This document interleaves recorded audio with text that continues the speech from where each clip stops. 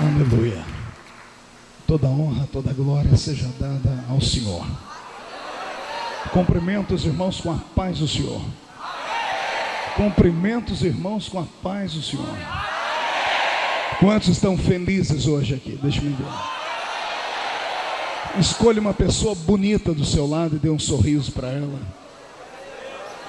Ficou difícil? Se ficou difícil, pode olhar para mim aqui e sorrir, ok? Os que estão assentados, vamos estar em pé, por favor. Estou muito feliz em poder estar aqui mais uma vez. Enquanto o convite não chegou, eu não sosseguei. Eu falei, será que esse ano não vem? Aí quando o pastor Samuel me ligou, eu fiquei muito feliz e honrado. Como ele disse, já virou algo religioso, né? E se não me convidar para o ano que vem, eu venho, nem que seja para ouvir o pregador, né? Obrigado, pastor Samuel. Ele fica me agradecendo, mas ele sabe que eu que devo agradecimentos a ele. Deus usou essa semana mais uma vez na minha vida, semana passada, melhor dizendo, e uma grande bênção nós recebemos através da vida desse profeta do Senhor. Esse ministério parece que está ficando escasso na terra. São poucos os homens em quem nós damos credibilidade profética. E eu gostaria que nas suas orações você sempre apresentasse o pastor Samuel, para que o Senhor o conserve assim em graça e em intimidade com Deus. Amém? Aleluia. Apocalipse capítulo 5. Quão grande és tu, Senhor. Quão grande és tu, Senhor. E vi na mão direita daquele que estava sentado no trono um livro, escrito por dentro e por fora, de todo selado com 7 selos. E vi também um anjo forte que proclamava em grande voz: quem é digno de abrir o livro e de lhe desatar os seus selos? Ora, nem no céu, nem sobre a terra e nem debaixo da terra, ninguém podia abrir o livro, nem mesmo olhar para ele. E eu chorava muito, porque ninguém foi achado digno de abrir o livro, nem mesmo de olhar para ele. Todavia, um dos anciãos me disse assim: não chores, eis que o leão da tribo de Judá, a raiz de Davi, venceu para abrir o livro e os seus 7 selos. E então vi no meio do trono e dos 4 seres viventes, e entre os anciãos de pé, um cordeiro como tendo sido morto. E ele tinha 7 chifres, bem como 7 olhos, que são os 7 Espíritos de Deus enviados por toda a terra. Veio, pois, e tomou o livro da mão direita daquele que estava sentado no trono. E quando tomou o livro, os 4 seres viventes e os 24 anciãos prostraram-se diante do cordeiro, tendo cada um deles uma harpa e taças de ouro cheias de incenso, que são as orações dos santos. E entoavam um novo cântico, dizendo: digno és de tomar o livro, de abrir os seus selos, porque foste morto e com teu sangue comprastes para Deus os que procedem de toda tribo, língua, povo e nação. E para o nosso Deus os constituíste reino e sacerdotes, e reinarão sobre a terra. Vi e ouvi uma voz de muitos anjos ao redor do trono, dos seres viventes, dos anciãos, cujo número era de milhões e milhares de milhares, proclamando em grande voz: digno é o cordeiro que foi morto de receber o poder, e riqueza, e sabedoria, e força, e honra, e glória, e louvor. E então ouvi que toda criatura que há no céu e sobre a terra, debaixo da terra e sobre o mar, e tudo que há neles, estava dizendo: aquele que está sentado no trono e ao cordeiro, seja o louvor, e a honra, e a glória, e o domínio, pelos séculos dos séculos. E eu digo amém. Feche a Bíblia, coloque no banco, coloque na cadeira, pegue na mão da pessoa mais bonita do seu lado, mais perfumada, aperte a mão do irmão com carinho, da irmã com carinho, até eles falarem aleluia. Pentecostal que não faz barulho está com defeito de fabricação.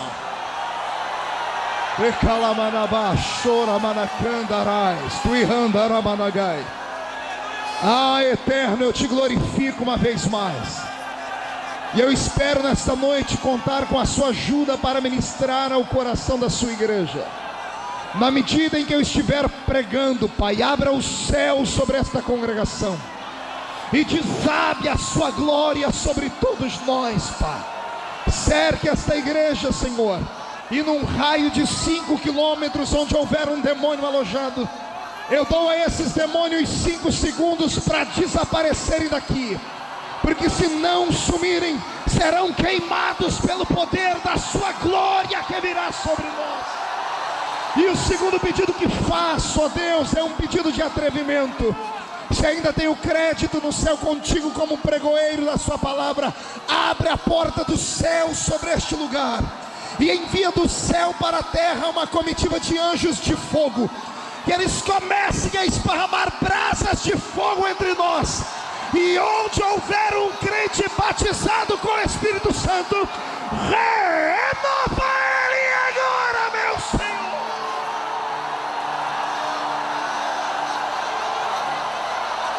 E andar abaixo e cantorou benabassuri andar abacara macanda arabagai. We andar alabaixo e cantorou bagai teramadaha suria. Fala conosco, Senhor. Fala conosco, em nome de Jesus. Amém, amém e amém. Os que podem, tomem o seu assento, e os que não podem, permaneçam de pé comigo. E todos, uma grande salva de palmas a Jesus, porque Ele merece. Glorificado seja o nome do Senhor. Pergunte para o seu irmão se ele está preparado para uma viagem agora. Preparados, senhores, pastores, companheiros, levitas? Preparados aí em cima, preparados, preparados, preparados, preparados, preparados. Vamos viajar. Eu vim perguntando ao Senhor o que pregar nesta vigília, visto que os crentes do Rio de Janeiro são abastecidos diariamente com muitas palavras reveladas, porque essa terra é uma terra próspera em pregadores, em profetas, em levitas. E o Senhor trouxe ao meu coração, à minha memória, o texto do livro da Revelação, no capítulo 5, onde nós lemos uma das passagens mais intrigantes e emocionantes da Bíblia, que fala de um homem que, tendo sido arrebatado, foi ao céu e viu o céu pelo lado de dentro e recebeu de Deus uma palavra de ordem. O Senhor disse a ele: tudo que você vê, por favor, escreve num livro.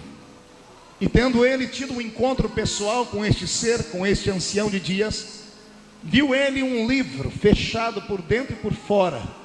Livro esse que deveria trazer alegria, livro esse que deveria trazer emoção, mas uma emoção carregada de graça e de agradecimento. Todavia, o céu é inundado pela primeira vez de uma tristeza sem tamanho. Tamanha é a tristeza que esse homem em espírito chora e derrama lágrimas lá em cima. E lá em cima não é lugar de tristeza. A minha Bíblia diz que quando atravessarmos os portões celestes, terá um lenço da eternidade para enxugar dos nossos olhos todas as nossas lágrimas. Mas esse homem entrou lá em cima e derramou lágrimas, e isso mexeu comigo, mexeu com o meu intelecto e me fez estudar um pouquinho. E as revelações que o Senhor me deu aqui são fortes e profundas. Quem não gosta de revelação, dá tempo de ir para casa. Eu acho que dá para assistir até o Corujão uma hora dessa. Se ficar comigo aqui, você não vai ver nenhum corujão, mas você vai ver a silhueta da pombinha do Espírito Santo voando sobre nós. Pois bem, para entendermos o livro do Apocalipse, é até difícil falar sobre isso, porque o livro do Apocalipse é um livro de revelação, e tudo que é revelação tem que ser interpretado. É um dos livros da Bíblia mais difíceis de ser estudado, porque a sua linguagem é metafórica, é uma linguagem alegórica. Nem tudo que está escrito aqui deve ser levado ao pé da letra. É um desses livros que deixa a gente meio que tonto de tanta revelação, de tanta coisa profunda. E é interessante que quando o crente é novo convertido, a primeira coisa que ele quer descobrir é acerca das profecias deste livro. E eu falo isso porque uma vez eu fui um novo crente, e eu me lembro que, saindo da escola, eu chamei um garoto da igreja que era filho de um presbítero, conhecia bem a Bíblia, e eu pedi para ele pregar para mim. Eu não sei se ele fez por maldade ou se ele fez por simplicidade, não tive até hoje coragem de perguntar a ele. Mas eu me lembro que ele entrou dentro da minha casa pegou a Bíblia e abriu em Apocalipse capítulo 13, 14 e em diante, e foi pregar para mim acerca da besta, a que subiu da terra e a que subiu do mar. E ao invés dele pregar e interpretar, não, ele começou a falar comigo literalmente o que estava escrito ali. Sabia que eu morria de medo de escuro, sabia que eu morria de medo de assombração. Também puderam, eu nasci na Vila Tatu, você queria o quê? Na época de quaresma a gente tinha medo de lobisomem, boitatá, curupira, coisas que vocês cariocas não conhecem, coisas da gente lá do meio da roça. E ele começou a falar para mim: vai vir sobre a terra uma besta de 7 cabeças e 10 chifres, com boca de leão, pata de leopardo, corpo de urso. E quando ela abrir a boca dela, vai devorar todos aqueles que são ímpios e não temerem a Deus. E ele foi embora e me deixou com essa imagem na mente. É claro que ele não pregou nada certo para mim, mas eu acho que valeu o efeito, porque eu nunca passei uma semana tão crente na vida. Também nunca passei uma semana com a luz acesa a noite toda como eu passei aquela, com medo de abrir a porta e encarar a besta. Depois de muito tempo eu vi que o irmão que falou comigo é que era uma besta, porque aquilo não tinha nada a ver, era apenas um texto que precisava ser interpretado. 7 cabeças, 7 montes, onde uma grande cidade estará alojada, 10 chifres, 10 grandes reis, que virão de um outro lado, quem sabe da Europa antiga. E eu precisaria aqui de pelo menos umas 15 horas para falar sobre escatologia bíblica, e nós não temos tempo para isso. Isso é apenas para lançar luz a você, que este livro não é um livro de fácil interpretação. Até porque no seu capítulo 1 e no verso 19, o Senhor dá a João uma visão global do que ele vai enxergar. O Senhor diz a ele: as coisas que vistes, as coisas que são e as coisas que hão de acontecer.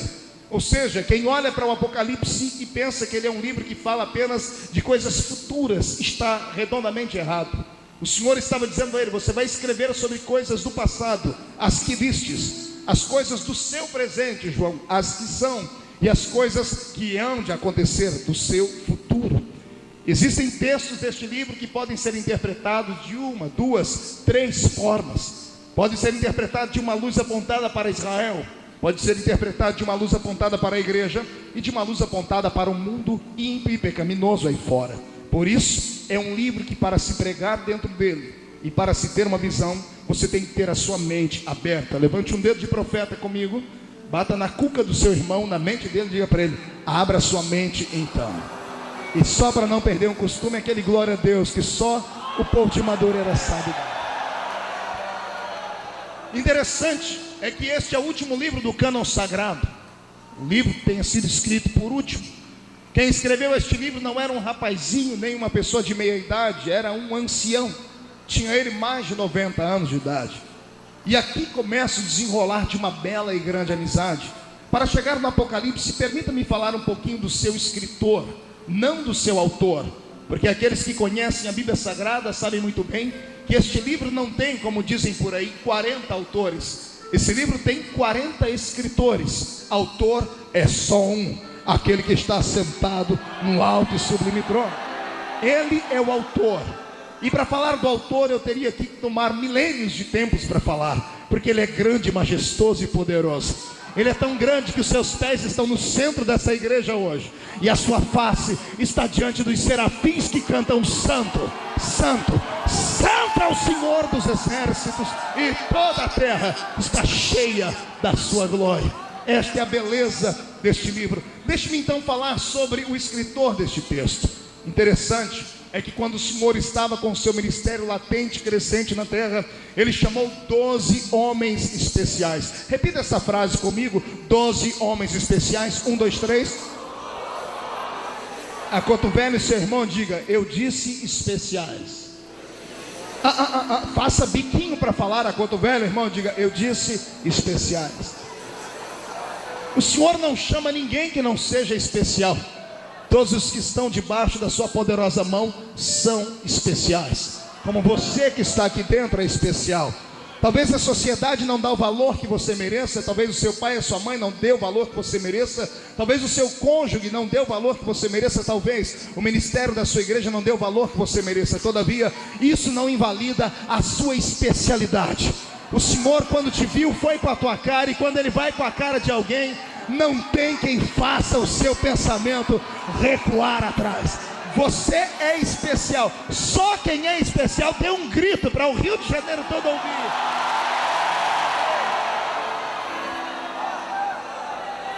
Agora, no meio dos especiais, existem aqueles que são mais especiais. Pastor Marco, calma aí, porque aí o senhor vai pecar, porque a Bíblia diz que Deus não faz acepção de pessoas, somos todos iguais. De fato, somos especiais para Deus de maneira idêntica no questão da salvação. Ele é salvador de todos, mas é Senhor de apenas alguns. Para salvar Ele não faz acepção de cor, de credo, de raça. Porém, para usar, aí Ele tem os seus xodozinhos. Aí Ele tem aqueles que são diferentes.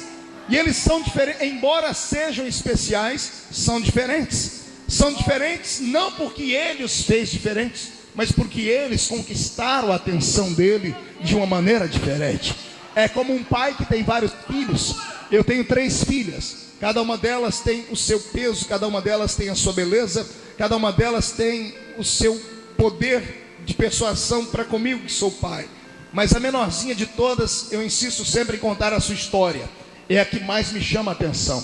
Não porque ela seja mais bonita do que as outras, até porque as 3 são lindas, são muito parecidas com o pai. É uma beleza assim, incomum. São lindas, Karen, Kathleen e Camille. Porém, Camille, a menorzinha, é diferente. Um dia desses eu cheguei em casa, cansado, joguei as malas para o chão, estressado, e lá vem a pequenina, correndo, chegou perto de mim, se joga no chão, botou o joelhinho e as suas mãozinhas no chão, olhou para mim, com aquele olho desse tamanho, de jabuticaba, e disse assim: papai, olha o que eu fiz para o senhor. Eu falei: o que, Camila? Ela disse assim: miau. Miau. Eu disse: que isso, Camila? Ela disse: papai, eu sou o seu gatinho. E eu fiz aquilo que todo mundo faz com um gatinho que fica se esfregando na gente. Joguei as malas para o chão, botei o gatinho no colo e fiz um monte de carinho nela. Ela é tão esperta que toda vez agora que eu fico bravo com ela, quando eu vou levantar a voz para ela, ela se joga no chão assim: miau, papai, miau. Porque ela é inteligente. Olha para o seu irmão e diga: filho especial tem que ser inteligente, tem que chamar a atenção do seu pai. Está entendendo? É por isso que o papai do céu tem alguns que ele chama de amigo, que ele chama de queridos. Não é que Deus tem um carinho especial pela pessoa porque ela é melhor do que as outras. É que essa pessoa conquistou o coração dele de uma maneira carinhosa e diferente. É diferente, basta você olhar de um lado para o outro. Tem irmão na igreja que ele põe o pé dentro da igreja já orando em línguas. O cidadão não tem 2 dentes na boca para contar. Se tiver, é só 2 também, é o zagueiro e o atacante. Mas ele abre a boca orando em língua estranha. E o outro que é doutor, é mega empresário, chega na igreja e fica com a cara parecendo que foi batizado num pote de vinagre. Aí o outro recebe dom, revelação e glória. E o outro fica travado parecendo uma múmia. Aí o que fica travado parecendo uma múmia fica dizendo que aquele outro é maluco, é ignorante, é isso, é aquilo. Não é nada disso. É que aquele outro é esperto, é inteligente, conquistou a atenção do seu pai do céu. Eu quero te dar um conselho hoje. Chame a atenção do seu Deus. Chame a atenção dele. Faça alguma coisa que você vai fazer Deus ficar assim, estupefato contigo. Eu sei que os grandes teólogos, pastor Samuel, ouvem essa mensagem e dizem assim: ignorante este pregador. Mal sabe ele que Deus não pode ser pego de surpresa. Não tem nada que o crente faça que Deus não saiba. Então não há como surpreender Deus. Você tem razão, teólogo. Mas deixa eu dar agora uma palavra de pai. Uma palavra de pai que quando vê o seu filho, sabe que o filho às vezes não pode pegá-lo de surpresa. Camille é outro exemplo. Às vezes eu estou com ela brincando e ela se esconde atrás da cortina, ou debaixo do sofá, ou atrás de alguma peça da casa. Eu sei onde ela está, mas ela está querendo me impressionar. Ela está querendo dizer que ela é sábia, inteligente e conseguiu se esconder. E eu, como um bom pai, não vou quebrar o coraçãozinho dela achando ela na hora. Qual pai aqui dentro nunca passou pelo filho atrás da cortina e disse assim: cadê meu filhinho? Onde ele se escondeu? Você sabe onde ele se escondeu, mas só para deixar ele bem alegre, você diz: meu Deus, ele sumiu, e agora? E de repente lá sai a criaturinha pequenininha com o olhinho brilhando de trás da cortina, agarra você e diz assim: papai, te peguei, mamãe, te peguei. E o pai e a mãe fingem que tomou um susto: oh, você me tomou de surpresas. Papai do céu é assim. Ele está só esperando você se esconder atrás de uma cortina, enfiar debaixo de um banco. Ele quer que você surpreenda ele, mesmo sabendo que ele não pode ser pego de surpresa. Ele quer uma declaração de amor nesta madrugada. Eu te convido a desafiar o seu Deus com o seu coração. Quem crê nisso, jogue a mão para cima e dê um grito de glória.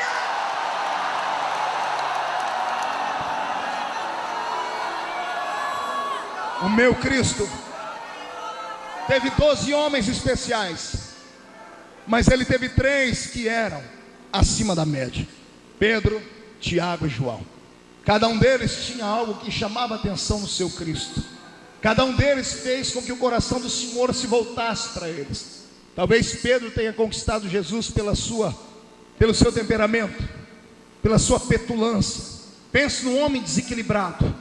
Pense no homem que deixou Jesus em saia justa várias vezes. Pense no homem que da metade do que falava você tinha que jogar fora, que ele só colocava o grupo em risco. Pense num homem que era espavitado. Era Pedro, parecido com você e comigo, completamente anormal e desequilibrado. É Jesus de joelho querendo lavar o pé de todo mundo, e Pedro, não sei se porque tinha chulé, porque tinha frieira, unha encravada, eu não sei, Pedro escondeu os pezinhos para trás e disse assim: o meu pé o senhor não lava. Jesus olha para ele e diz: Pedro, se eu não lavar o seu pé, Pedro, você não tem parte comigo. Aí Pedro, ele era 8 ou era 80? Ele logo estende os braços, as pernas e o pé e diz: Senhor, então não lava só os pés, lava o meu corpo inteiro, Senhor. Me dá um banho, Senhor, me dá um banho por inteiro, Senhor. Por essas e outras atitudes ele conquistou o coração do Senhor. Lembre da cena, o Senhor no meio do mar, 12 discípulos atracados no mastro de um barco, amedrontados, gritando: tem um fantasma no meio das águas. E o fantasma grita lá do meio: não sou um fantasma, sou eu. E todo mundo gritando: é um fantasma sim. E só a vozinha de Pedro no meio de todo mundo grita em direção à figura fantasmagórica que estava no meio do mar, porque a tempestade desgraçava a silhueta daquele ser que vinha andando, e por isso não dava para se imaginar o que era. Mais a vendaval soprando, mais o mar agitado, e Pedro grita lá para o meio do mar: se é o Senhor, me manda ir aí. E lá do meio do mar vem a doce voz dizendo: vem Pedro, salta nas águas, vem. E eu imagino todo mundo gritando: Pedro, não vai, você é maluco, a gente não sabe se é ele. Pedro, pode ser Iemanjá, Pedro. Pedro, pode ser Dagon. Pedro, pode ser uma sereia, Pedro. E Pedro não está nem aí para aquilo que eles estão dizendo. E outra, não era nem um pouco equilibrado. Se fosse equilibrado, ia jogar uma escada para fora do barco, ia descer devagarinho, ia colocar o pé nas águas para ver se elas estavam duras para poder andar. Pedro, se eu conheço bem ele foi logo um salto em cima das águas. Se fosse um monstro, ele teria afundado, mas era o Senhor que estava ali. Quando ele bateu os pés nas águas, as águas firmaram. Ele gangorra para um lado, gangorra para o outro, olha para trás de gente. Não precisa ter medo, é ele. Só ele tem poder sobre as águas do mar. Aí eu sei que os críticos de plantão vão dizer: pastor, mas ele afundou. Pastor, eu sei que ele afundou, mas a culpa não foi dele, a culpa foi do vento. O dia que você ler o texto, leia direitinho, você vai ver que o vento tirou a atenção de Pedro. No meio da tempestade, o vento batia no cabelo dele e fez ele olhar para a esquerda. Quando ele olhou para a esquerda, ele viu tribulação. Quando ele olhou para a direita, ele viu uma infinidade de problemas que poderiam matá-lo. E isso fez a sua fé esmorecer por um tempo. Ele afundou, mas o Senhor não deixou ele morrer. Pedro está dentro do barco agora. Tem 11 discípulos se desculpando, dizendo: Senhor, eu não pulei nas águas porque eu não queria te envergonhar, não queria te testar. O Senhor não precisa provar mais nada. Eu só gritei fantasma porque todo mundo gritou, senão eles iam me chamar de uma pessoa diferente. Todo mundo dando uma palavra de desculpa, e no final todo mundo dizendo: Senhor, nós não queríamos te envergonhar. Já pensou? Toda vez que alguém lembrar dessa história, vai lembrar que Pedro é um homem de pouca fé. E eu imagino Pedro enxugando o cabelo, pedindo a oportunidade, dizendo: gente, eu quero falar. E todo mundo diz: fala, Pedro. E ele levanta e diz: vocês têm razão. Toda vez que alguém lembrar dessa história, vão me chamar de homem bule, homem de pouca fé. Vão me chamar de homem chaleira, homem de pouca fé. Mas toda vez que alguém contar essa história, vão ter que falar que só 2 seres no universo conseguiram quebrar a lei da gravidade, andaram em cima das águas. Um foi ele, o outro fui eu. Pedro, eu andei em cima das águas. E a multidão dos 11 grita: mas afundou. E ele rebate: mas eu andei. Mas você afundou. Mas eu andei. Mas você afundou. Mas eu andei. O que importa é andar. O que importa é experimentar. Aqui eu quero deixar um conselho para você que tem sonhos. Quero deixar um conselho para você que vê o seu ministério minguar por causa dos outros. Escute uma palavra. Deus ama homens de coragem. Deus ama homens e mulheres apaixonados por Ele ao ponto de ir até o limite. É melhor ir, bater a cara no muro, cair e voltar e se arrepender de ter ido e caído, do que passar a vida inteira arrependido de não ter tentado. É melhor você bater a cara no muro de tentar e se arrebentar, do que você passar a vida inteira pensando como teria sido. Ei, deixa eu me dizer, sabe por que às vezes você assiste alguma fita minha e olhando para trás, o ministério que está atrás de mim, às vezes, nem sempre, é claro que a regra de exceção, nessa vigília é uma regra de exceção. Os pastores, eu falo aqui, eles dão um grito, levantam a mão e entram no ministério. Mas às vezes você vai ver fitas de vídeo, eu pregando, a multidão explodindo e atrás de mim um monte de gente com o olho seco, igual olho de coruja. Sabe o que é isso? É gente que poderia estar onde eu estou, que poderia fazer o que eu faço, mas não fizeram, porque foram covardes, amedrontados, tiveram medo de largar tudo, tiveram medo de deixar tudo, tiveram medo de ousar, e agora ficam arrependidos porque tem que conviver com a amargura da derrota nos lábios, dizendo assim: se eu tivesse tentado, eu teria chegado lá. Mas como não tentou, tem que se contentar com essa cara fechada, parecendo delegados de justiça mesmo. E eu estou dando de ombros assim, sabe por quê? Porque eu tive coragem, e eu te desafio a ter coragem. Lute pelos seus sonhos, lute pelos seus sonhos, lute pelos seus projetos, acredite na sua chamada, acredite no seu ministério, deixa o Senhor te usar.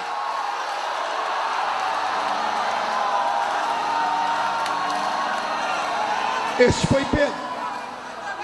Entre os 12, Pedro teve um lugar de destaque. Ele virou amigo do Senhor. Eu separo assim, seguidores e amigos. Tinham homens que só seguiam o Senhor, outros se aproximaram dele em forma de amigos.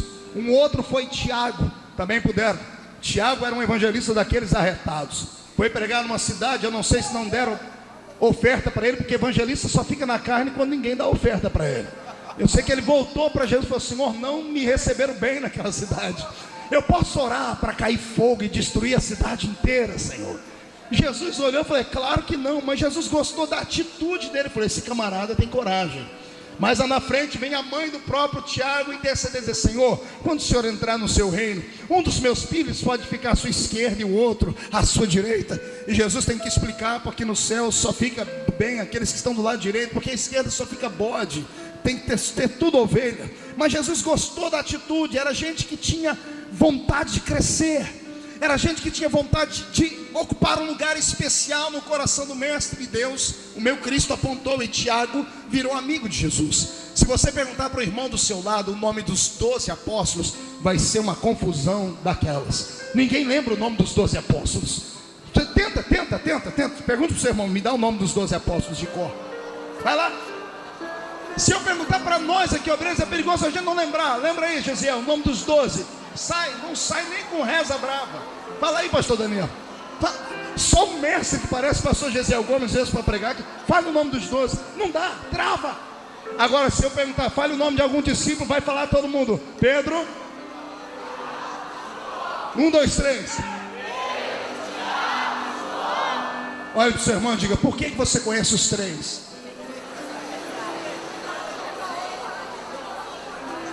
Por quê? Os outros eram especiais, tiveram a mesma chance, andaram com o mesmo Cristo, tiveram a mesma oportunidade, mas a gente não os conhece direito. Agora esses 3, a gente sabe que eles eram especiais, porque toda vez que Jesus fazia alguma coisa diferente, eram os 3 que ele chamava. Quando o Senhor foi se transfigurar no Monte Tabor, quando Moisés e Elias vieram recepcioná-lo, o Senhor levou só 3. Quem era? As últimas 18 horas de Jesus, que foram horas complicadas de perturbação, onde ele foi julgado, pré-julgado e outras coisas mais, ele levou 11 discípulos para orar com ele no monte. Porém, 3 se aproximaram dele até a entrada do jardim do Getsemane. Só 3. Quem eram eles? E ele revelou para os 3 algo que não revelou para os outros. O que ele revelou? Ele disse para eles: a minha alma está angustiada até a morte. A gente só conta segredos para aqueles que são amigos. Eu quero te desafiar hoje a ser mais do que um seguidor. Eu quero te desafiar a ser amigo de Deus. É possível, pastor? É claro que é, pastor, mas eu como arroz, feijão e farofa, e daí? O Senhor está procurando gente para ser amigo dele aqui. Gente que empreste o ouvido, a garganta, e as suas mãos para levantar e dar um belo grito de glória ao nome dele. Porém, existe um lugar de maior honra. Ele não tem apenas seguidores e amigos. Um dos 12 foi além. Um dos 12 foi além da amizade. Pastor, o que há além da amizade? Há a intimidade. Intimidade, repita comigo essa palavra, 1, 2, 3. É uma palavra romântica, porque Deus é romântico. 1, 2, 3. Pergunte para mim, pastor, o que é que João fez demais? Eu não vou falar, eu vou fazer. Pastor Joel, por favor, venha cá. Está aqui Jesus, Pedro, Tiago, todos aqui, virando, olhando para o pessoal. E aqui está João. Amigos próximos, seguidores ao lado. João já era amigo, mas ele queria mais. Diga para o seu irmão, não se contente com pouco. Diga, queira mais. Agora diga para ele, esteja preparado para pagar o preço. Jesus gostava de churrasco de peixe. Jesus gostava de churrasco de peixe. Eles sempre sentavam e comiam peixe assado. Um belo dia eles estão comendo peixe assado, e João está aqui sempre do lado dele. E João pensou consigo, o coração devia estar saindo pela boca. Continue aqui. Coração saindo pela boca, e diz assim, e se ele me jogar fora? E se ele chamar a minha atenção? E se ele me passar vergonha perto de todo mundo? Um monte de coisas veio à cabeça dele, mas sabe o que ele fez? Diz assim, eu vou tentar. O máximo que ele vai fazer é me mandar sair de perto. João encostou nele. E Jesus não fez nada. No outro dia João senta, encosta, e ele está vendo que Jesus não fez nada, aí ele vai e põe a cabeça. Pelo contrário, ao invés de Jesus empurrar ele, Jesus estende o braço e abraça ele. Escute, isso não é tudo. Daqui a pouco a intimidade é tão grande que ele tirou a cabeça daqui e colocou aqui.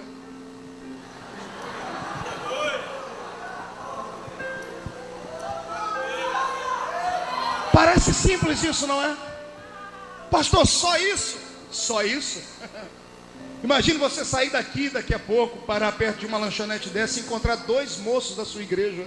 Você conhece, de terno e gravata, e um com a cabeça no peito do outro, e o outro passando a mão nos cabelos dele. Parece simples o texto. Imagine 2 garotas, você vê, saindo de mão dada, uma dando um beijinho na outra, encostando a cabecinha no ombro. Estamos no século 21, um século de liberalidade, mesmo assim temos preconceitos. Se nós temos preconceitos hoje, imagine há 2000 anos atrás, onde a pederastia, o homossexualismo, o lesbianismo era tratado à base da pedrada, a pessoa morria no meio da rua. João foi além de tudo que os outros fizeram. Ele não se importou com aquilo que as pessoas pensavam. Ele colocou a cabeça no peito de Jesus e disse, eu quero mais. E quem quer mais tem que fazer mais. E aquele que quer fazer mais tem que fazer aquilo que ninguém nunca fez. E se você fizer aquilo que ninguém nunca fez, Ele fará aquilo que Ele nunca fez por ninguém, para você. Quando você ver homens como o pastor Samuel, como os cantores que aqui passaram, como pastores e profetas que estão aqui na minha retaguarda, que tem um ministério abençoado, os homens chamam de sucesso, eu chamo de bênção. Saiba que por trás de tudo isso existe uma história, existe um complexo. Existem coisas que esses homens fizeram que você jamais teria coragem de fazer, talvez. Por isso o Senhor não lhe deu aquilo que Ele teria para lhe dar. Eu não posso falar sobre o presente da situação deles hoje, mas eu tenho certeza que o passado deles foi de dor, de luta e de sofrimento. Deus não levanta um homem ou uma mulher porque eles são bonitinhos ou porque são inteligentes. Deus não levanta um homem ou uma mulher porque ele é rico, porque Ele tem pena deles. Deus levanta um homem ou uma mulher quando eles têm coragem de ousar, de serem atrevidos. Ai meu Deus, segura para você dar um glória a Deus mais forte. Deus é apaixonado por crente atrevido, por gente atrevida.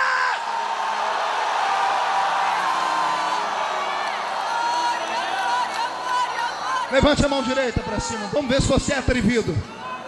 Coloque a mão no ombro de quem está do seu lado. Agarre o ombro da pessoa com carinho.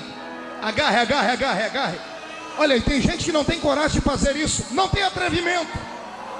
Agarrou, agora chacoalha a pessoa até ela ficar irritada. Irrita ela. Diga para ela, é isso que Deus quer fazer com você nessa vigília. Deus quer sacudir a sua história.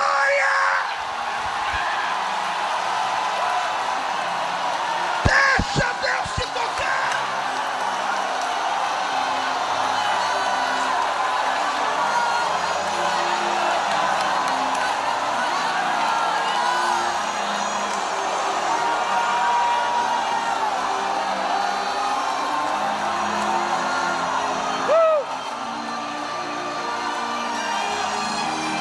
Olhe para cá. Eu estou falando sobre o escritor. Foi por isso que João conquistou um espaço especial ao lado do Senhor. Foi por isso que João recebeu nomenclaturas bíblicas que o Senhor não deu a mais ninguém. Foi por isso que o meu Senhor chamou João de um discípulo a quem ele muito amava. Olhe para cá agora. Foi por isso que João ocupou um lugar especial. E o lugar foi tão especial que o Senhor olhou para ele e disse assim: João, vou lhe dar uma coisa que eu não dei a ninguém. O que, Senhor? Vou lhe dar o privilégio de não morrer de maneira martirizada. Todos os demais discípulos do Senhor morreram de forma truculenta. Uns crucificados de cabeça para baixo, outros esfolados vivos, outros morreram à base da espada, outros à base das flechas, outros afogados, outros foram completamente esfolados em carne viva, arrastados pelas ruas da cidade, como foi o caso de João Marcos nas ruas de Alexandria, arrastado por um cavalo. Mas João permaneceu ileso. Permaneceu ileso, e eu tenho certeza que isso perturbava o apóstolo. Acredito que quando ele tinha os seus 92 anos de idade, quando não tinha mais nenhum dos seus amigos vivos, o que ele mais queria era sair dessa terra, e a morte parecia não ter poder sobre ele. A história diz que o imperador, talvez um dos últimos grandes homens truculentos daquela poderosa Roma, ao convidar João para um diálogo, perguntou sobre a sua fé, e João escarneceu dos seus ídolos pagãos, e esse imperador prometeu matar João, e João olhou para ele dizendo: faça-me esse favor, a morte não é minha inimiga, ela é uma carruagem que me levará mais perto do meu Deus. É uma carruagem. E a história diz que fizeram então um tacho de azeite fervendo, mas era um tacho muito grande, uma espécie de banheira, e colocaram ali azeite fervendo, borbulhando. E o imperador ainda deu uma chance, porque no último momento ficou com pena de um velho de 92 anos de idade. E o velho teve a chance de se retratar negando o seu Cristo. E a história diz que João olhou para ele e disse assim, ironicamente: ó imperador, se eu fosse mais jovem eu mesmo pularia dentro desse tacho, mas na minha idade eu não tenho locomoção com tanta força. Então por favor, mande os seus soldados me jogarem logo dentro deste tacho fervendo. E foi o que o imperador fez. Só que o resultado não foi o que eles esperavam. Porque eles esperavam um homem derretido, carne com óleo fervendo, completamente enrugada, e era para virar uma bolinha de borracha enrugada, derreter até os ossos. Mas não foi isso que aconteceu. O que aconteceu foi algo surpreendente. O velho entrou dentro do tacho e parece que não queria sair mais. Pegava o azeite fervendo e passava no rosto. A primeira sessão de hidratação de pele à base de azeite fervendo. A primeira sessão de bronzeamento artificial da história. Foi João, porque saiu dali com a pele um pouquinho mais queimada, mais hidratada. E o imperador grita: por que é que o azeite não tem efeito sobre você? E ele deve ter dito: é porque o azeite que está dentro de mim é mais quente do que o azeite que está.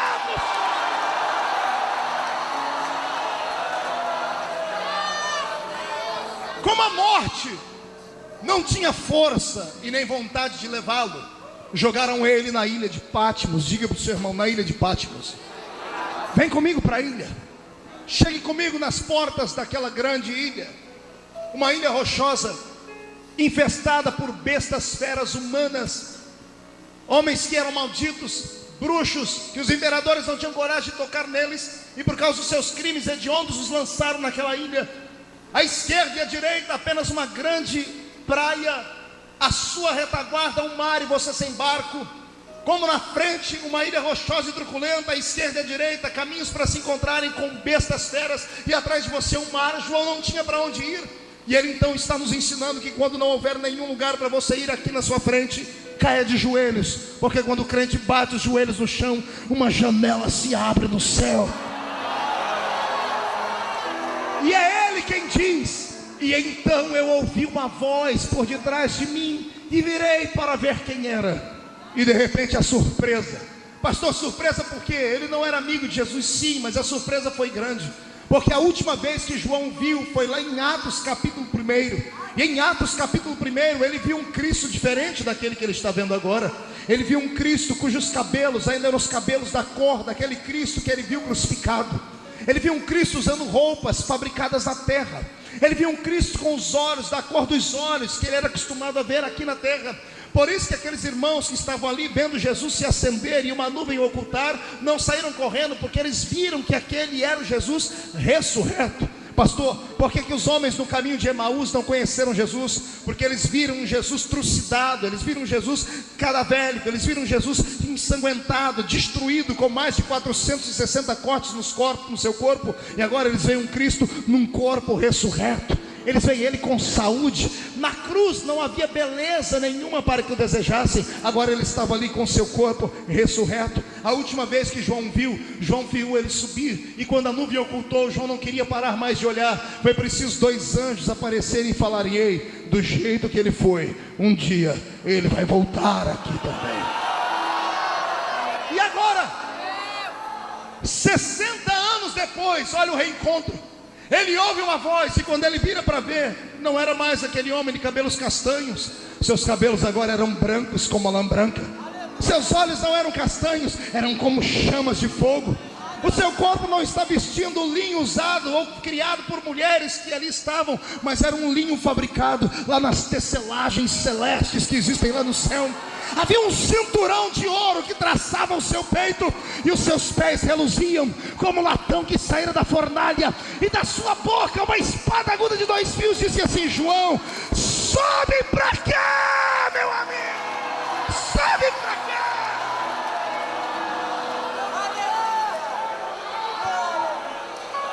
O corpo do velho deita no chão, e o seu espírito é tomado pelo Senhor Jesus. E o espírito do João, arrancado do seu corpo, é levado ao céu, no qual ele entra por uma janela. De mãos dadas com seu Cristo, ele começa a ver a eternidade. Não sinta inveja de João, um dia nós estaremos lá também. Não sinta tristeza por não ser como ele, nem que seja com palma nas mãos. Eu quero te ver lá naquele lugar, estaremos lá. E uma visita rápida pelo céu, João vê e entende tudo que está à sua volta, porque quem está em espírito no céu não precisa perguntar, tudo lhe é mostrado instantaneamente. E ele recebe do Senhor Jesus incumbências, e uma delas é mandar 7 cartas às 7 igrejas que estão na Ásia. Deve ter sido a pior parte de escrever o Apocalipse, porque havia algumas igrejas que nutriam pelo Senhor não um amor, mas uma aversão. Havia algumas igrejas que o Senhor disse a elas assim: olha, eu estou na sua porta batendo, querendo entrar, e vocês não me deixam aí entrar. Quantas vezes não preguei Apocalipse 3:20 para o pecador, dizendo ao pecador: Jesus está no seu coração batendo, e você não deixa ele entrar. Mas se abrir, ele vai entrar e cear contigo. Todavia, o Senhor não está falando com pecadores, ele estava na porta de uma igreja dele. E a igreja onde ele estava, o líder da igreja era maior do que ele, e mandou trancar a porta na cara de Jesus, e disse: aqui ele não pode entrar. Mas o mestre, com a sua humildade, vive insistindo e batendo na porta dessas igrejas, dizendo assim: se abrirem a porta e voltarem pelo caminho correto, eu entrarei e voltarei a dar a minha palavra, e a ceia será entregue ao meu povo mais uma vez. Eu poderia aqui gastar mais 2 horas falando sobre igrejas que fecharam a porta de Cristo, mas não é essa a mensagem. Tem uma igreja pior do que essa. O Senhor está dizendo para João: João, há um trono nessa igreja maior do que a cadeira do pastor presidente. Há um trono nessa igreja que é o trono de Satanás. Satanás fez o seu trono a igreja. E o Senhor está dizendo: mas se esta igreja se voltar para mim, eu posso perdoá-la. O Senhor está dizendo que o coração dele está aberto para tudo.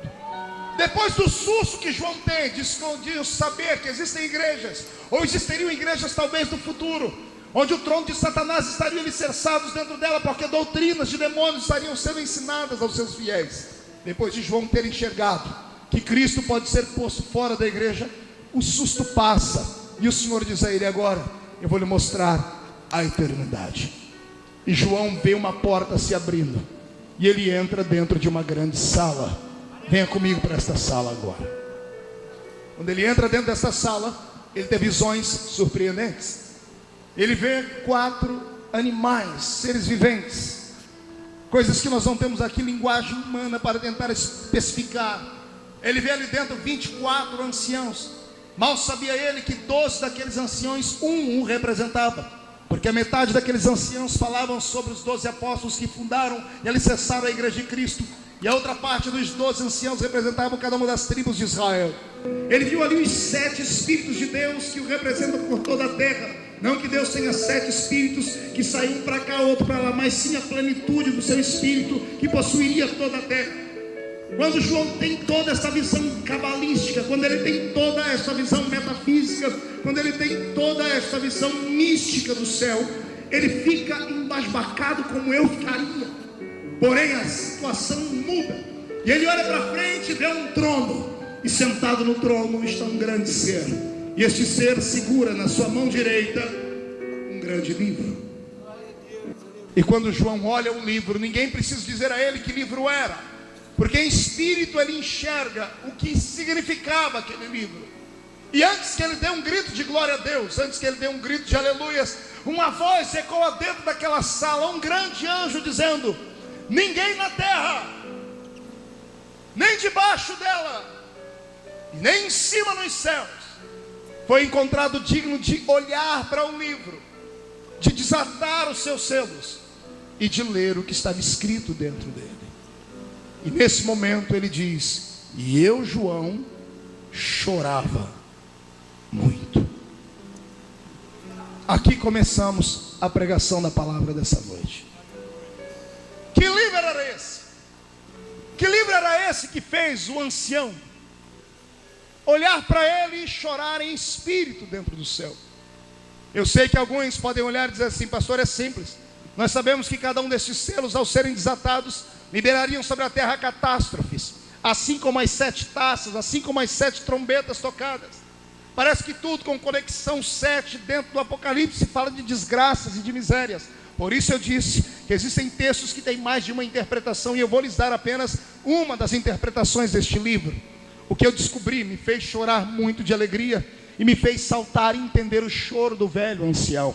Quando ele olhou para aquele livro fechado por dentro e por fora, e um anjo gritando que ninguém podia abrir, ler ou desatar os selos, ou mesmo de olhar para o livro, eu entendi o choro de João. Aquele livro é o livro mais importante que existe lá em cima nos céus. É um livro escrito pela própria mão divina. É um livro escrito com uma tinta que não há mais em todo o grande universo. Não era um livro de acontecimentos futurísticos. Era um livro da vida. Era um livro da redenção da humanidade. Eu disse o livro da redenção da humanidade. E me choca ter que repetir 2 vezes a palavra redenção para ver um crente dar um grito de glória. Mas eu entendo. Vivemos uma época que ninguém mais prega sobre cruz, sangue, redenção, pecado, ou perdão de pecados na igreja. Vivemos uma época, Josiel, onde só se fala de riqueza, de prosperidade, de possibilidades. Vemos uma época onde os crentes entram dentro da igreja e parece que estão dentro de um consultório de um psicólogo, onde os pastores parecem querer mais tratar dos seus problemas de desequilíbrio emocional do que da sua alma propriamente dito. Vemos uma época em que as pessoas vêm para a igreja para terem os seus egos massageados. Vemos uma época em que os crentes vêm para a igreja para ouvirem as pessoas elogiarem, falarem como estão bonitinhos, como estão fofinhos, como estão transitando dentro da igreja de uma maneira tão bela. As pessoas querem os holofotes, querem o brilho, querem ser destaques. Ninguém mais quer cruz. Querem um evangelho desproporcionado, não querem mais compromisso, querem um evangelho prostituído, um evangelho adulterado. Não querem mais falar sobre peso, não querem mais falar de renúncia, não querem mais falar de dor, não querem mais saber que Satanás está aí para atormentar, não querem mais que os seus pecados sejam expostos, não querem mais que ninguém fale o que eles têm que fazer ou o que eles devem fazer. Cada um é dono do seu próprio nariz. Por isso a palavra redenção parece que não tem mais poder. Mas esta madrugada, na vigília de Madureira, eu quero resgatar a essência desta palavra, e quero falar que sem a redenção nós não somos nada. Escute, sem Deus eu não sou nada, e sem a redenção eu não sou ninguém. Sem Deus você não é nada, e sem a redenção você não é ninguém. É claro que para levar você ao contexto dessa palavra, eu teria que falar que redenção é quando alguém olha para você e vê que você não tem forças para ir a um lugar ou para carregar algum peso, e a pessoa troca de lugar com você. Redimir alguém é você salvaguardar a pessoa, se colocar no lugar dela ou pagar a dívida dela. E como a palavra redenção não está mais em uso, eu tenho que usar a própria Bíblia para te fazer lembrar. Vou te explicar o que é redenção com um texto bíblico. Imagine você com uma doença incurável agora, mas a doença é tão tenebrosa que você não tem mais nariz para respirar, porque a cartilagem apodreceu, as suas orelhas já não existem mais, a sua língua está purulando pus, os seus dedos, as suas articulações já não se mexem, você não tem unhas porque as unhas apodreceram, você está agora suando sangue, você está agora transpirando pus, você está fedendo, seus cabelos estão caídos, e você parece mais uma figura que saiu de um filme de terror do que um ser humano. Pior não é isso, não tem ninguém para repartir essa dor, porque a sua família te abandonou, e antes de te abandonarem, você ainda teve que pegar na alça de 10 caixões e enterrar 10 filhos com a sua própria mão. E de reconhecimento de riqueza, você não tem mais nem casa para morar, você está no meio das cinzas. Os seus amigos vieram te confortar e acabaram perdendo a paciência e te falaram que você está em pecado e tem pecado escondido. Você olha para cima e não vê mais a glória de Deus e começa a discutir com Ele. Ao invés de ouvir coisas boas, você tem que ouvir Deus às vezes te dar um puxão de orelha. Você olha para toda a sua riqueza e vê que a única coisa que sobrou foi um caco de telha, e você está agora abandonado por tudo e por todos, e não há mais salvação, não há esperança para você. Por isso todos te deixaram. E de repente, como que por um passe de mágica, como que num encantamento místico, dentro do seu cérebro que já está destruído e morto, esperando apenas a sepultura se abrir, lá dentro, no fundo do túnel, uma luzinha começa a piscar, e uma lembrança de que você serve um Deus que tem poder para colocar o homem no cativeiro, e tem poder para arrancar o homem do cativeiro. E de repente você se lembra que o seu Deus não é um Deus, Ele é o único Deus, e que quando Ele tem promessa na vida de alguém, a morte não tem poder sobre a pessoa até que a promessa se cumpra na vida dela.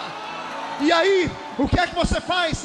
Mesmo não tendo ninguém para ouvir a sua confissão, porque tudo que ouviram foi um desabafo, você dizendo: eu amaldiçoo o dia em que eu nasci. Mesmo não tendo ninguém para ouvir a sua prédica, você agarra aquele caco de telha e espanta os seus únicos amigos ali, que são as moscas que estão voando em cima da sua podridão, e levanta aquele caco de telha como um troféu e grita bem alto para alguém que está acima das estrelas ouvir assim: eu sei que o meu Redentor vive.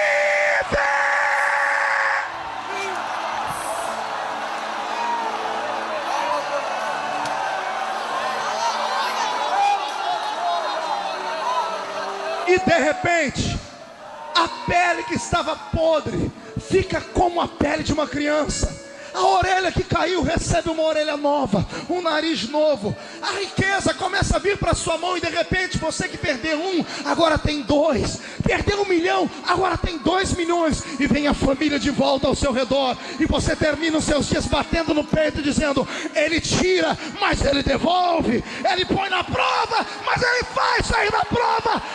Ele me prova, mas me abençoa. Isso é a redenção. Isso foi o que Jesus fez. Pastor, se esse livro é um livro da redenção da humanidade, eu vou repetir de novo. Esse livro era o livro da redenção da humanidade. Pergunte para mim o que estava escrito lá, pastor.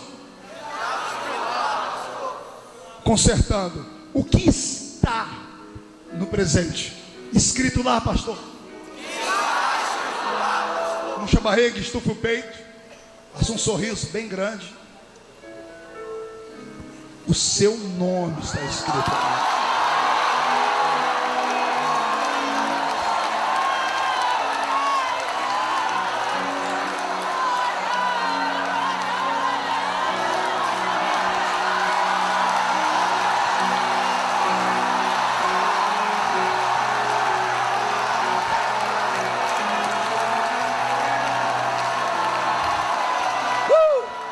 Pastor Marco, não entendi uma coisa, pastor. Pergunte. Se era o nome de João que estava escrito lá, por que ele chorava? Vou explicar. João chorava porque alguém gritou dentro da sala. Ninguém na terra, nem debaixo dela, nem em cima podia olhar para o livro, não podia abrir o livro e não podia ler o que estava escrito lá. E João disse: e eu chorava muito, porque como aquele livro era o livro da vida, ele é um testamento fechado, selado. Todo testamento só tem validade quando alguém morre.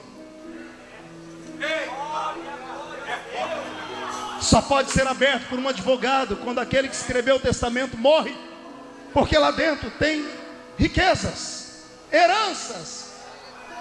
E se o livro não fosse aberto, não teria igreja, não teria vigília de Madureira. Se o livro não fosse aberto, não teria línguas estranhas, não teria lágrimas, esperança. Se o livro não fosse aberto, não teríamos nós o ministério que Jesus nos deu. Se o livro não fosse aberto, você não estaria com esse sorriso nos seus lábios, ou com essas lágrimas gostosas que descem por aí. Se o livro não fosse aberto, você era escravo e capacho de Satanás até hoje. Só por isso, quando João viu o livro fechado, ele disse para si mesmo: não valeu a pena. Todos morreram, morremos em vão, tudo foi em vão, porque ninguém pôde abrir um livro. Quantas e quantas vezes em cultos missionários eu não preguei sobre Isaías 6 e 8, usando o texto de forma profética missionária, dizendo: o Senhor está perguntando, a quem enviarei?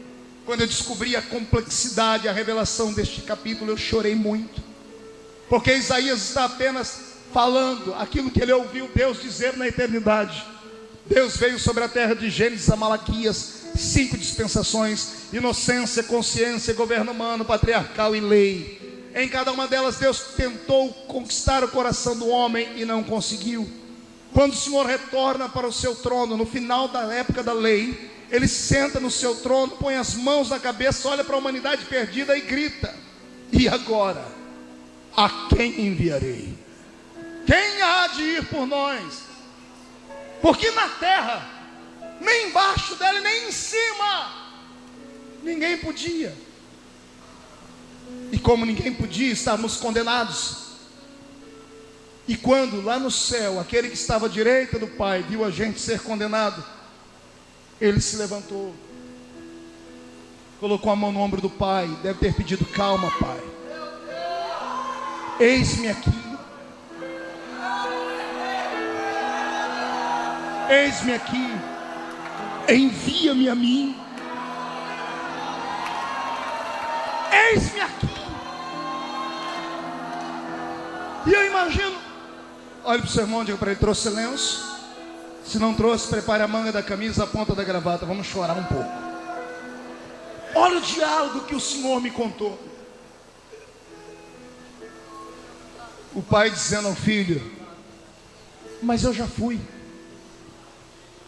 e os homens não me aceitaram. Se você for, vai ser de igual forma. E o filho dizendo: papai, eu vou de uma maneira diferente. O Senhor foi com fogo, poder e glória.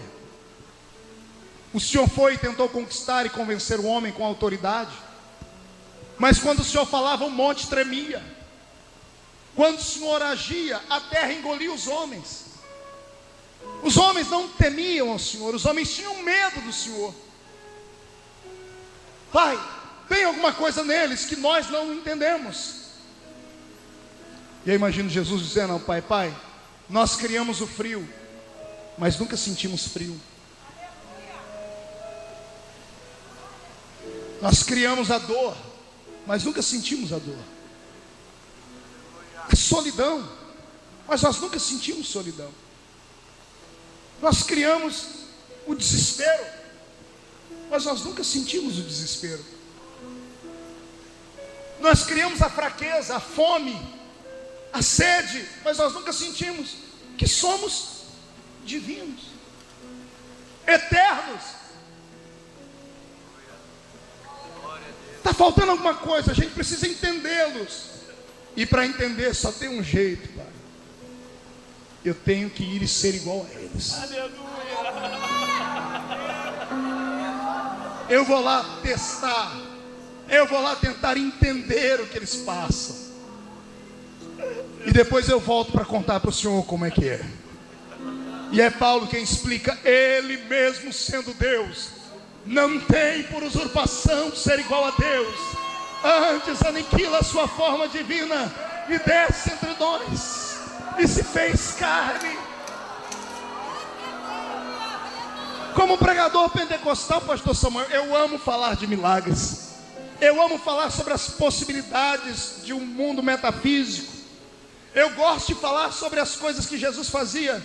Até gosto às vezes de brincar. Quer me deixar feliz? Um dia desse uma cantora me convidou para fazer uma voz, aquelas vozes fortes, num CD dela do hino de Lázaro, para fazer Jesus chamar Lázaro. Eu amo fazer aquilo. Jesus de frente da tumba, manda todo mundo tirar a pedra e grita: Lázaro, sai para fora.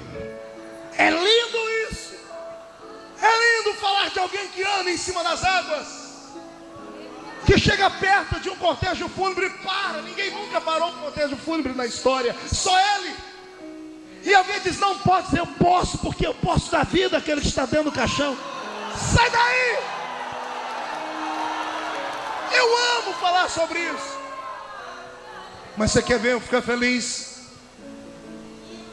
É eu ver o meu Jesus chegar e sentar perto do poço de Jacó, tirar a sandália do pé, apertar o seu pé porque está vermelho, empoeirado, limpar o suor e dizer assim: meninos, eu estou com a sede, queria beber um pouquinho de água. E ninguém tem caneca d'água para tirar a água do poço. E vem uma mulher que era inimiga da nação dele, e ele esquece o negócio de inimizade e diz assim: ô moça, me dá um pouquinho de água porque eu estou com sede. Porque aqui eu me identifico com ele. Ele sentiu sede. Ele sabe a agonia de alguém sentir sede.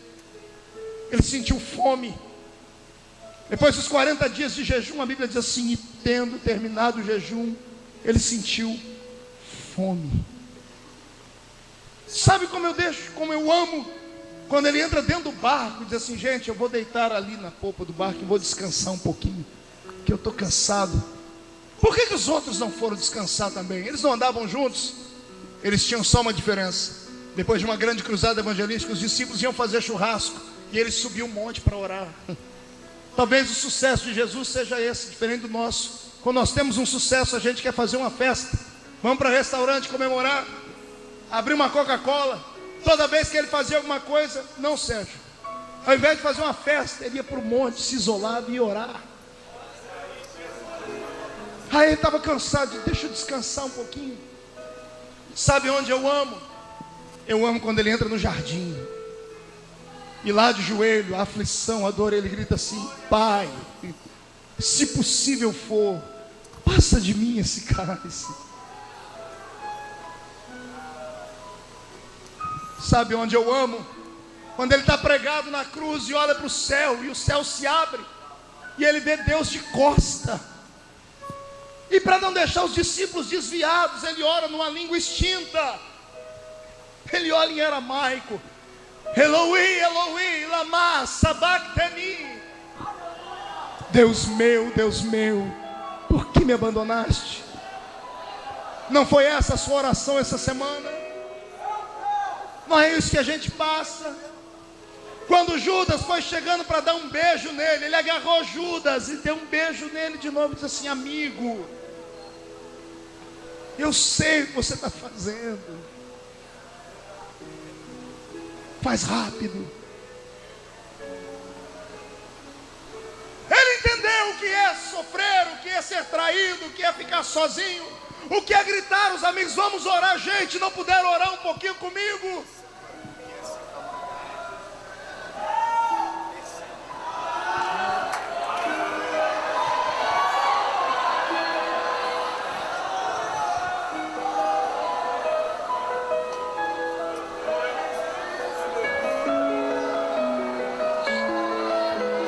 É na hora da dor que a gente se aproxima mais de Deus, sabia? É na hora da solidão, é na hora do jardim, é do vale, que você se iguala a Ele, ou Ele se iguala a você. É por isso que Ele não suportava ninguém chorando. Ele entrava no meio da história e trazia alegria. É por isso que toda vez que você chora, alguém lá em cima intercede por você com gemidos inexprimíveis.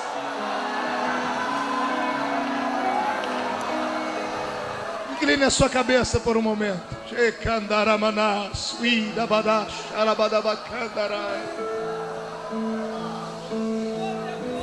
Ah, Deus,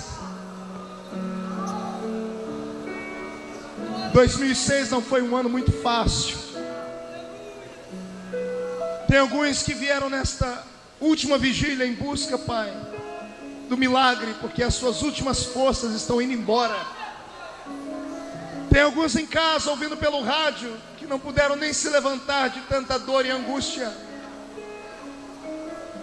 Alguns vão querer riscar esse ano da sua agenda. Tem gente aqui dentro que não deu glória a Deus ainda, não é porque não quer, Pai. Só eles sabem o vale. Só eles sabem o peso da cruz, da humilhação, da calúnia, da perseguição. Mas eu fico feliz porque eu sei que o Senhor sabe quanto isso dói. E talvez seja por isso, Pai, que a Bíblia diz que o choro dura uma noite, mas a alegria vem pela manhã.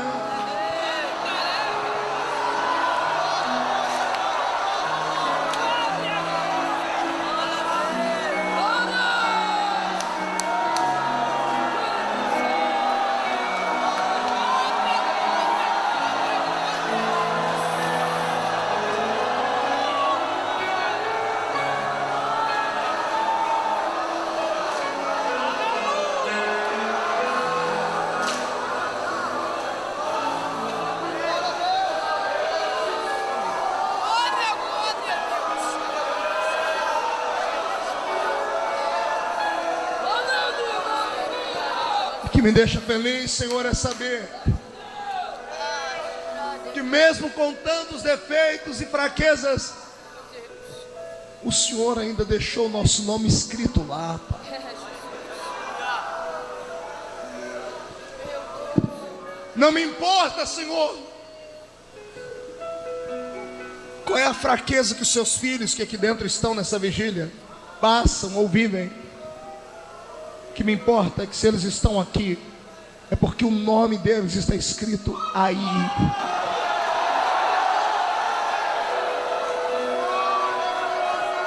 Te convido a erguer a sua cabeça e a dar um grito de glória a Deus, porque você é um campeão da natureza.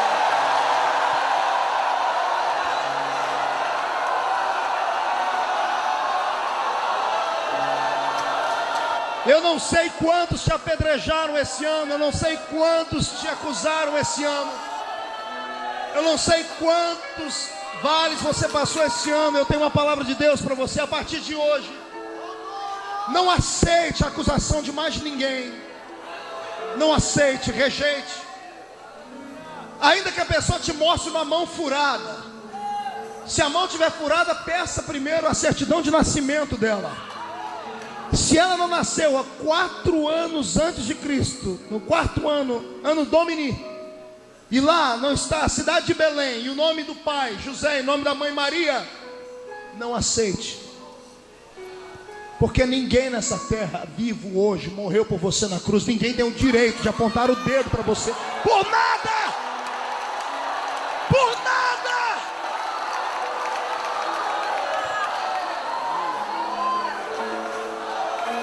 Aleluia, Deus. Eu vou lhe falar uma coisa hoje. Por favor, escreva para você sair daqui não andando, voando hoje. O seu nome não foi escrito a lápis naquele livro. Seu nome não foi escrito a carvão que qualquer coisa apaga. Seu nome foi escrito com sangue naquele livro. Seu nome foi escrito com uma tinta que não existe mais.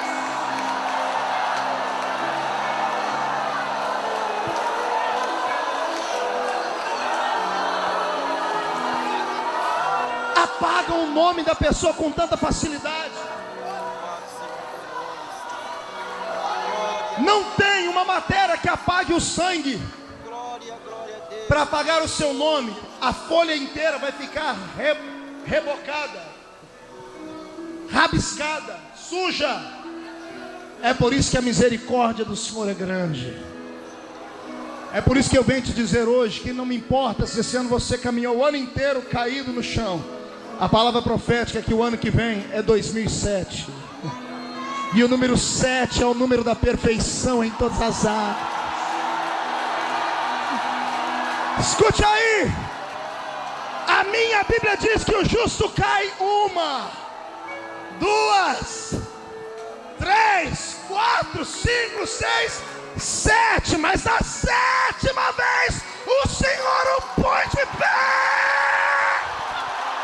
Ano que vem é o ano do Senhor te colocar de pé. Cadê o barulho dos pentecostais que tem o nome escrito no livro da vida? Cadê?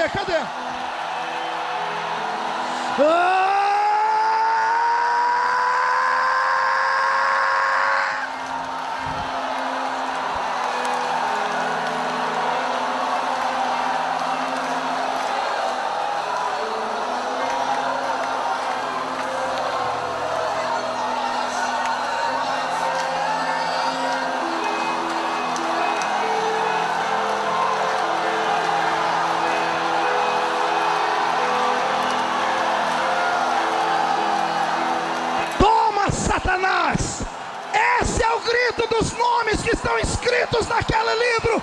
Nenhuma condenação há.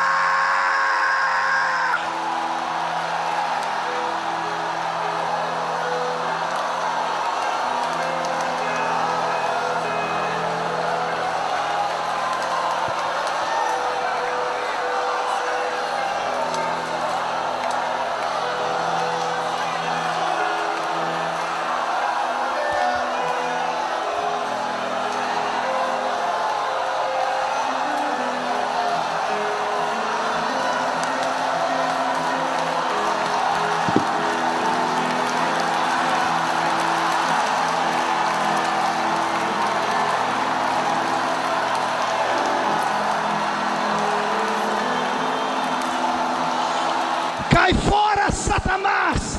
Não tem mais para demônio, não tem demônio que te oprima, não tem Satanás, pombagira, canta, não tem demônio que te oprima.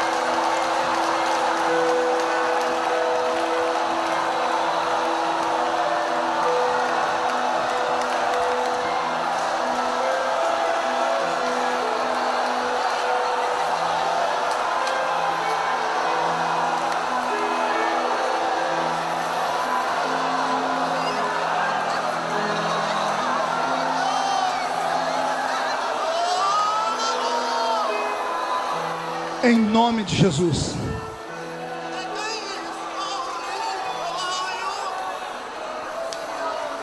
Não deixe ninguém roubar de você a alegria da salvação. Ontem, pastor Samuel, estava no aeroporto de São Paulo, esperando uma conexão. E entrei dentro de um estabelecimento comercial. Uma senhora me atendeu. E quando ela me olhou, eu não estava de terno nem de gravata. Ela olhou para mim e disse assim: de congregação o senhor é? Eu disse: eu sou pastor assembleiano. Ela olhou para mim, abaixou a cabeça assim: e eu sou uma desviada. Eu olhei para ela, coloquei a mão no queixo dela, levantei e disse assim: não, você não está desviado, você está de férias. E sorri. Fiz uma brincadeira. Uma lágrima desceu. Ela disse: ninguém nunca me disse uma coisa tão bonita. Todo mundo que entra aqui me chamou de desviado ou de mundana. Eu disse: se você fosse desviado ou mundana, o espírito que está em ti não testificaria com o espírito que está em mim.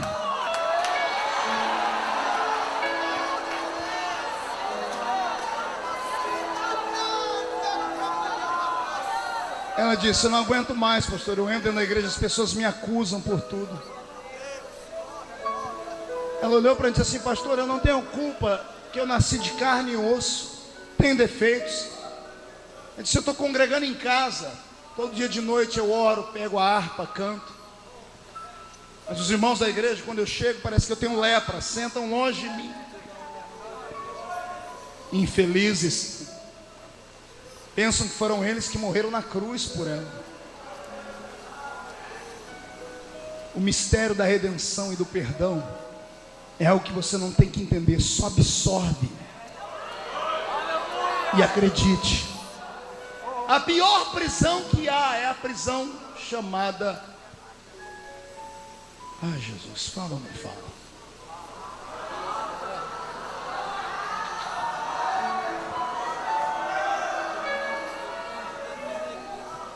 A prisão imposta pela religião, a prisão da alma. Quando cativamos aqueles que deveríamos libertar, quando oprimimos aqueles que deveriam estar livres, quando vamos pregar o evangelho para o pecador lá fora, nós temos uma paciência e um amor tão grande: venha do jeito que você está. Aí conquistar aqui dentro, servindo a Deus, gente, você não presta, não vale nada. É um mundano, é um miserável. Para o pecador, a gente diz: Jesus vai te perdoar. Para o crente dentro da igreja, que não tem a força que você tem, um pé está lá fora, outro está aqui dentro, você diz: Jesus vai te matar. Tem alguma coisa errada nessa história. A redenção da humanidade prova isso. Ele morreu por você e ponto final. O sangue dele vai te dar um banho hoje. O mundo aí não começa o ano com roupa branca, roupa vermelha. Usam roupa íntima, uma de cada cor. Pois bem, você vai começar com vermelho também esse ano. O sangue vermelho de Cristo sobre a sua história.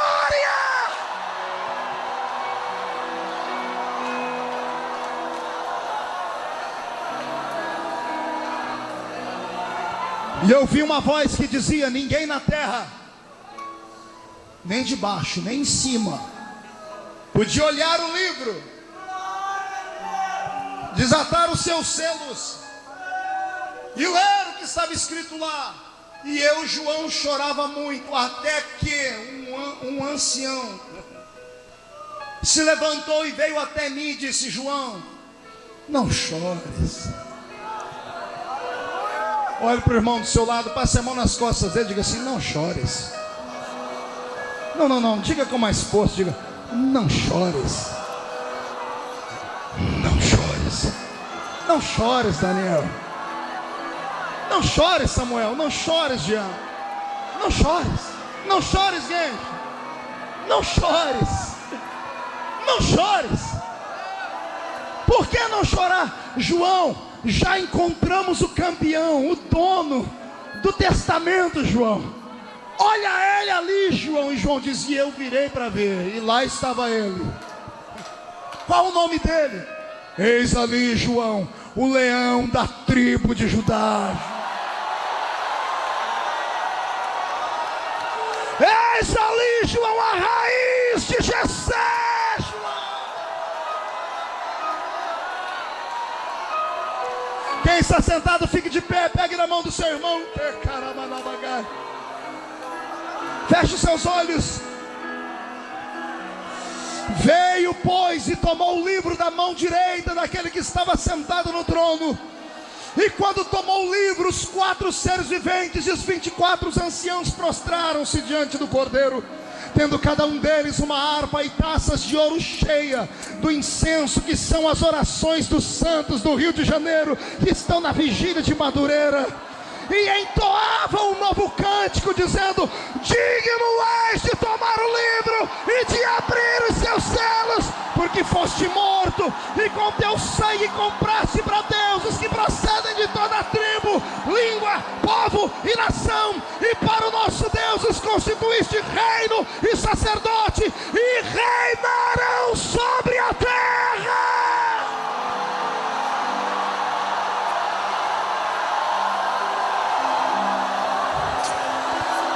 Vi e ouvi uma voz de muitos anjos ao redor do trono, dos seres viventes e dos anciãos, cujo número era de milhões e milhares de milhares, proclamando em grande voz: digno é o Cordeiro que foi morto de receber o poder, a riqueza, a sabedoria, a força, a honra, a glória e o louvor.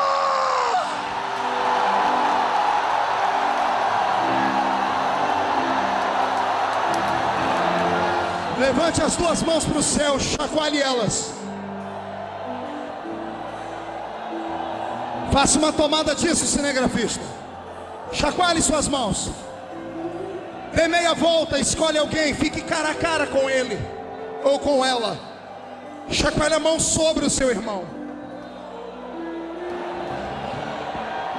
Mão direita para cima.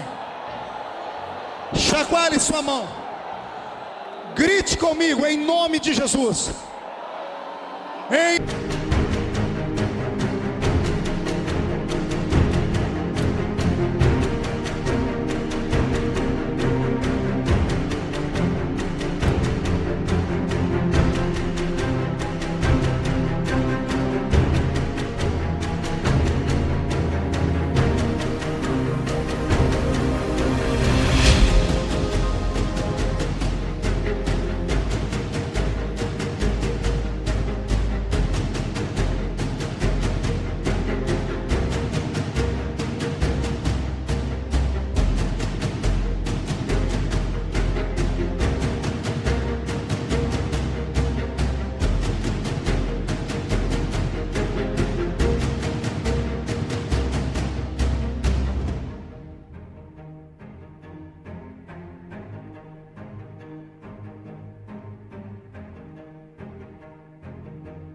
nome de Jesus, todos os demônios que atormentaram a minha salvação, a minha família, a minha igreja, a minha vida em 2006, eu ordeno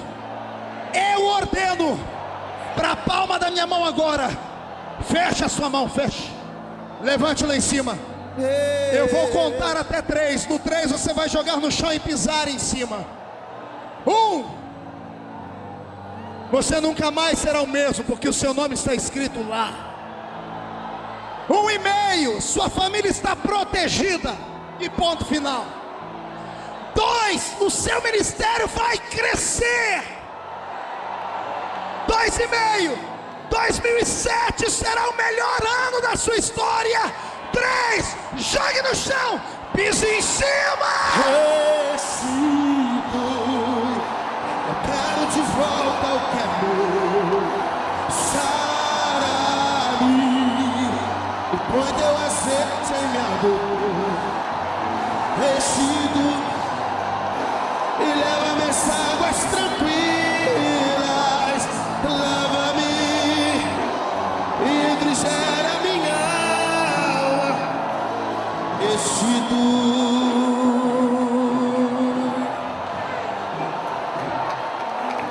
restitui, Senhor.